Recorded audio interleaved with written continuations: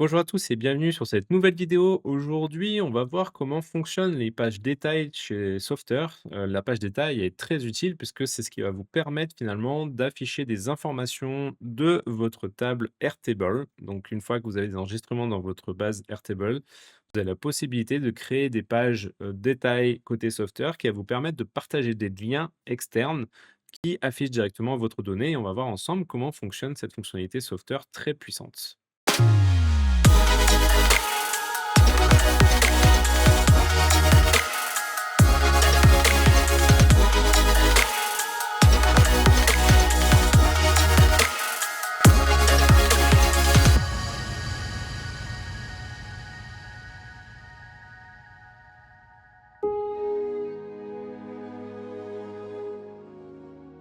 Donc pour vous montrer un peu le résultat final que l'on va obtenir, c'est sur ma plateforme que je suis en train de co-créer avec vous. Vous voyez qu'ici, je suis sur une page détail et donc c'est une page détail de ma vidéo d'introduction sur ma chaîne YouTube. Donc la page pour l'instant est très simple, mais l'idée étant que vous pouvez faire un peu la même chose avec vos propres contenus.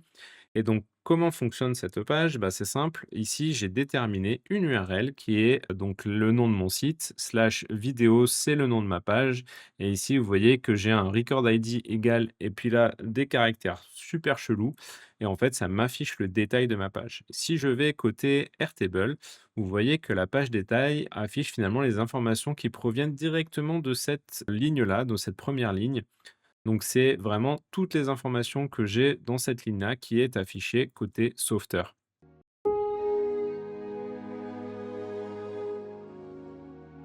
Donc, comment on crée ce genre de page? On va se rendre sur le studio et pareil, je vais repartir de zéro pour vous montrer concrètement la création de cette page. Donc, je vais l'appeler vidéo 2. Là, vous pouvez vraiment appeler comme vous souhaitez, c'est vous qui décidez. Et on va partir d'une feuille blanche. Donc, pour créer une page de détail, on va aller dans la partie dynamique de Software et ici, vous allez pouvoir avoir le item détail. Le item détail, c'est ce qui va vous permettre d'afficher un seul item de votre base de données dans le détail. Et ça, c'est très puissant.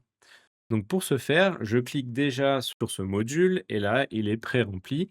Et ce qu'on va me demander dans une première chose, c'est de sélectionner la source. Donc la source, moi, ça va être dans ma base de données Airtable, on commence à connaître. Et je vais pouvoir sélectionner ici Content Pipeline qui va me permettre d'afficher finalement directement les informations depuis ma base Airtable. Et là, vous voyez que tout de suite, il charge un enregistrement au pif et me l'affiche. Enfin, c'est ouais, c'est un peu au pif, je pense, côté sauveteur. Mais ça, c'est pas très grave parce qu'il a pas toutes les informations que vous souhaitez.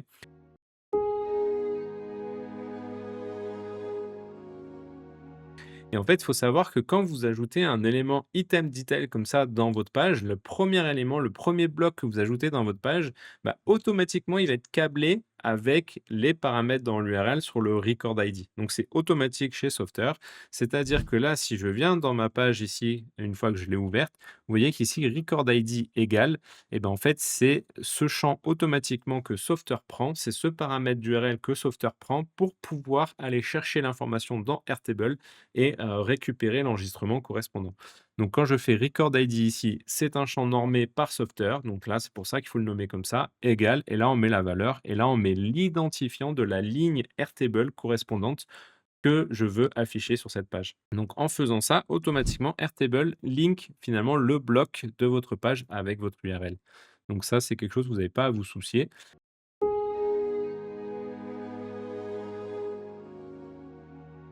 Et ensuite, une fois que vous avez fait ça, vous pouvez aller dans Contents directement. Et là, vous allez pouvoir personnaliser pas mal de choses.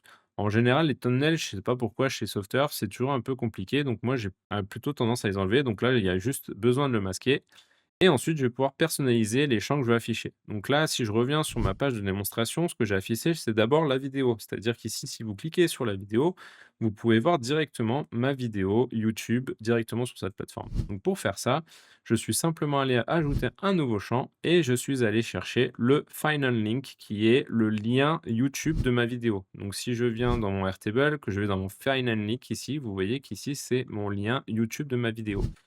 Et donc, une fois que j'ai sélectionné mon final link, je peux venir resélectionner ici mon lien que je vais mettre en premier, puisque c'est la première chose que je veux afficher. Et là, au lieu que ça soit de type URL, je viens sélectionner et changer ce type-là pour mettre de type vidéo. Et automatiquement, Airtable me propose d'afficher directement la vidéo sous un bon format qui va être lisible directement sur mon site. Donc vous voyez, c'est vraiment très simple, c'est très efficace et très rapide. Le reste, je supprime parce que j'en ai pas besoin. Et ce que j'ai fait, c'est que j'ai affiché simplement le transcript de la vidéo. Donc en fait, je viens récupérer le transcript de ma vidéo ici et je viens l'afficher en intégralité. Donc c'est très simple et très efficace. Ensuite, ce que j'ai fait, c'est que j'ai personnalisé une section 1, puisque là, vous pouvez mettre 2 informations. Comme vous voyez, ils ne sont pas tout à fait dans le même format que juste avant. Et en fait, si vous faites attention, notamment, par exemple, si je prends sur ma deuxième vidéo, qui lui a un peu plus de contenu, vous voyez que là, en bas, j'ai un petit document PDF, la notice pour chaque vidéo. Vous pouvez télécharger directement la notice et vous voyez que là, vous avez le document PDF qui est accessible à tout le monde. Et ben, pour ce faire, vous voyez qu'ici, j'ai mis télécharger la notice. Et ben, pour ce faire, j'ai simplement utilisé la section 1 ici pour afficher la notice. Et dans un premier temps, j'ai supprimé l'ensemble des champs que j'avais pas besoin. Et ma notice, tout simplement, est sous forme attachment. J'ai pas laissé sous forme comme ça gauche-droite. J'ai changé simplement le layout ici pour se mettre plutôt en colonne et qui m'a permis d'avoir cette façon de faire. Et donc là, j'ai juste simplement cliqué sur le champ attachment pour pouvoir modifier le nom et j'ai changé en télécharger la notice. Et voilà, en faisant juste simplement ça, vous obtenez du coup le résultat final que vous voyez à l'écran ici. Ensuite, j'ai simplement ajouté un statique en hero section qui m'a permis de recréer finalement ce hero section avec le bouton. Et le bouton, je peux lui ajouter une action pour ouvrir simplement une page. Et là, je lui ai dit que je voulais ouvrir le home, la home page. Et en faisant ça, simplement, ça m'a permis de rajouter ce petit bouton qui m'a permis de cliquer sur la home page. Si je fais un preview du résultat final, vous voyez qu'ici, j'ai absolument toutes les infos dont je vous ai vous présenter, la vidéo qui fonctionne. Et ici, j'ai le bouton pour Request Demo qui me permet de finalement retomber sur ma home page. Donc tout est très fonctionnel. Ensuite, la dernière chose que j'ai faite, c'est que, bien évidemment, à chaque fois que je crée une description YouTube, en fait, l'idée, c'est que je puisse mettre le lien vers la vidéo pour que, notamment, la communauté puisse télécharger cette notice d'information et de renvoyer vers cette page spécifiquement. Et pour ça, j'ai modifié mon champ formulaire ici pour pouvoir rajouter la notice d'utilisation. Donc là, en fait, j'ai mis retrouve le résumé de cette vidéo au format PDF ici.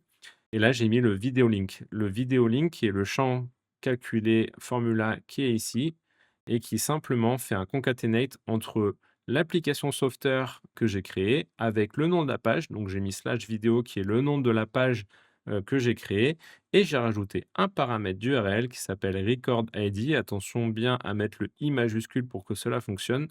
J'ai mis égal, j'ai fermé le concatenate et là, je suis allé chercher la fonction record ID qui va me permettre de sélectionner l'ID de la ligne Airtable ici.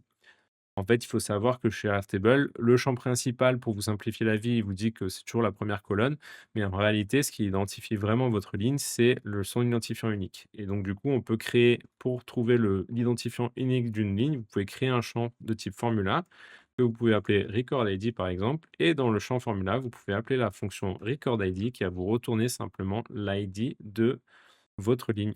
En créant le champ record ID de type formula, vous voyez que chaque ligne a un identifiant bien unique et donc c'est ce qui va être concaténé directement sur le vidéo link. Vous voyez qu'ici, c'est le même ID.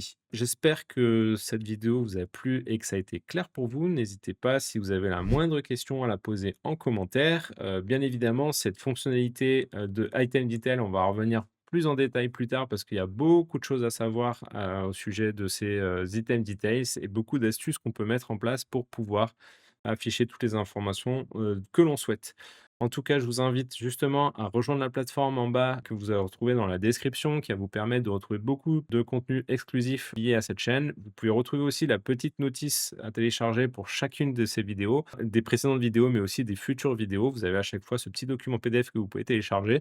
Et je vous invite à vous abonner à la chaîne pour retrouver des prochaines vidéos. Et je vous dis très vite pour la prochaine vidéo.